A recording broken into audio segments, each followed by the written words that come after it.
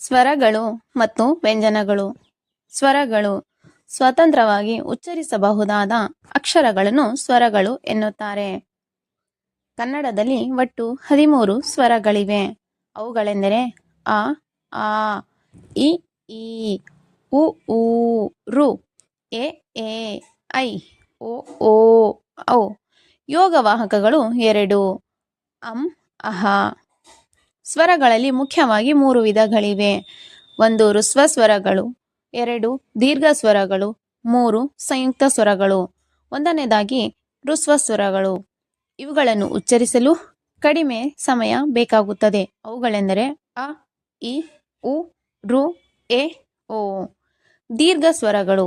ಇವುಗಳನ್ನು ಉಚ್ಚರಿಸಲು ಹೆಚ್ಚು ಸಮಯ ಬೇಕಾಗುತ್ತದೆ. ಅವುಗಳೆಂದರೆ ಆ, ಈ, ಊ, ರು, ಎ, ಓ. ಸಂಯುಕ್ತ ಸ್ವರಗಳು. 2 ಸ್ವರಗಳ ಸಂಯೋಗದಿಂದ ಉಂಟಾಗುವ ಸ್ವರಗಳೇ ಸಂಯುಕ್ತ ಸ್ವರಗಳು. ಅವುಗಳೆಂದರೆ ಐ, ಔ. ವೀಕ್ಷಕರೇ, ಇಂದಿನ ತರಗತಿಯಲ್ಲಿ ನಾವು ಇಷ್ಟನ್ನು ನೋಡಿದ್ದೇವೆ. ಮುಂದಿನ ತರಗತಿಯಲ್ಲಿ ನಾವು ವ್ಯಂಜನಗಳೆಂದರೆ ಏನೋ ಎನ್ನುವುದನ್ನು ನೋಡೋಣ. ಧನ್ಯವಾದಗಳು.